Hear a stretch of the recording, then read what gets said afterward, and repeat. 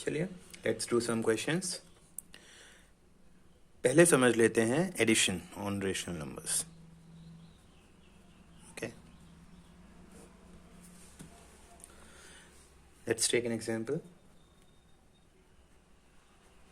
We have a question -8 by 19 and -2 by 57।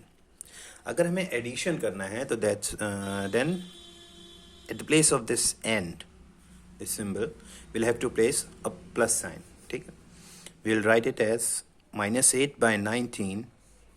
n की जगह हमें करना क्या है, हमें एडिशन करना है, so we'll put up a plus sign। -8 by 19 plus -2 by 57। ठीक, अब इसके आगे इसको कंटिन्यू करने के दो तरीके हैं।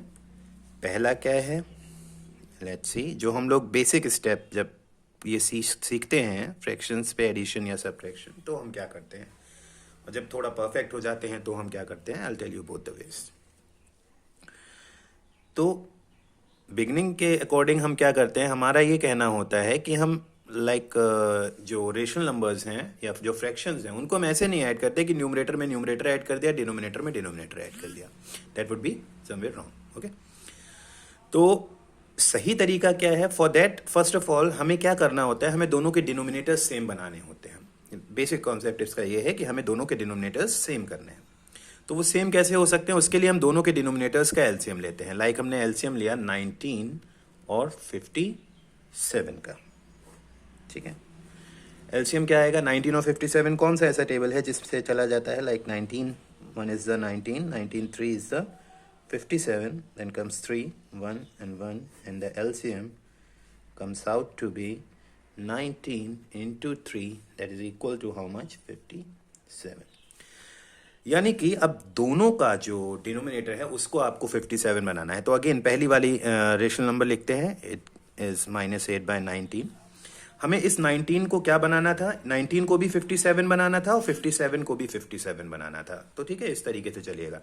यहाँ पे पहली जो रेशनल नंबर है उसका डिनोमिनेटर 19 है, आपको बनाना क्या है, 57। तो जरा ऊपर देखते हैं, 19 की हम किससे मल्टीप्लाई कर रहे हैं कि हमें 57 मिल रहा है, we are multiplying it by 3। So यहाँ पे भी वी विल मल्टीप्लाई 19 बाय 3। लेकिन अब एक चीज और ध्यान आती है, हमने रेशनल नंबर जब पढ़ा होगा तो हमने उसमें इक्विवेलेंट फ्रैक्शन नाम का टर्म पढ़ा होगा कि लाइक अगर हम न्यूमरेटर में चेंजेस लाएंगे तो हमें डिनोमिनेटर में भी सेम चेंजेस लाने पड़ेंगे। लाइक फॉर एग्जांपल, अगर हमें डिनोमिनेटर को अगर हम यहाँ पे 3 से मल्टीप्लाई कर रहे हैं, किस लिए, उसको 57 बनाने के लिए, तो हमें न्यूमरेटर को भी फिर 3 से मल्टीप्लाई करना पड़ेगा। ठीक है, तो अब ये पहले रेशनल नंबर की जगह ये वैल्यू हमारे पास आ गई। हमने -8 by 19 लिखा और दोनों को किससे मल्टीप्लाई कर दिया, 57 बनाने के डिनोमिनेटर को हमें 3 से करना था, तो उसको हमने 3 से किया, लेकिन साथ साथ चूंकि हमने डिनोमिनेटर को भी किया है, that's why we will multiply the numerator also by 3। Then put अब a plus sign. Okay, then next rational number जो है आपका, दैट इज 2 by 57। अब इसका जो डिनोमिनेटर है, it is already 57, so there is no need to change it. Next step will be like -8 into 3, it is -24 upon 57 plus -2 upon 57, it gets, अब दोनों के डिनोमिनेटर्स सेम हो गए।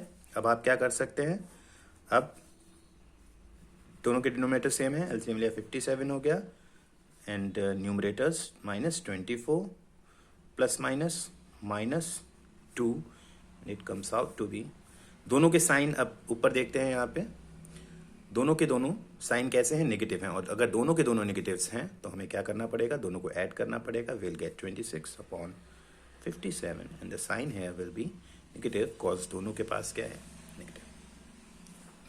अब जो अल्टरनेट था वे इसका, वो क्या था, let's do it this sign. 19 और 57 का एलसीएम लीजिए और कॉमन डिनोमिनेटर उसको वही लिख लीजिए। लाइक 19 और 57 का एलसीएम कितना है, तो 57, हमने क्या लिख दिया, 57। ठीक, अब एक एक फ्रैक्शन को या एक एक रेशनल नंबर को कंपेयर करेंगे जरा। ठीक है, पहले पहले वाली को देखते हैं। 19 जो इसका जो पहले रेशनल नंबर का डिनोमिनेटर है वो क्या बन गया है 57। तो 1957 कैसे बना 3 से मल्टीप्लाई करके।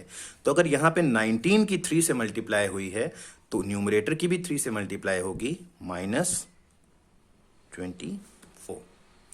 अब सेकंड जो रेशनल नंबर है यहाँ 57 है, तो 57 क्या बन गया 57 का 57 रहा।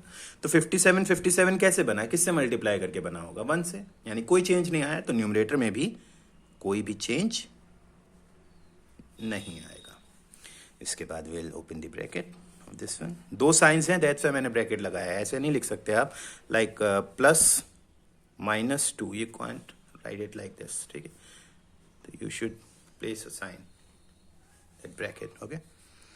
-24 -2 by 57 and it comes out to be -26 by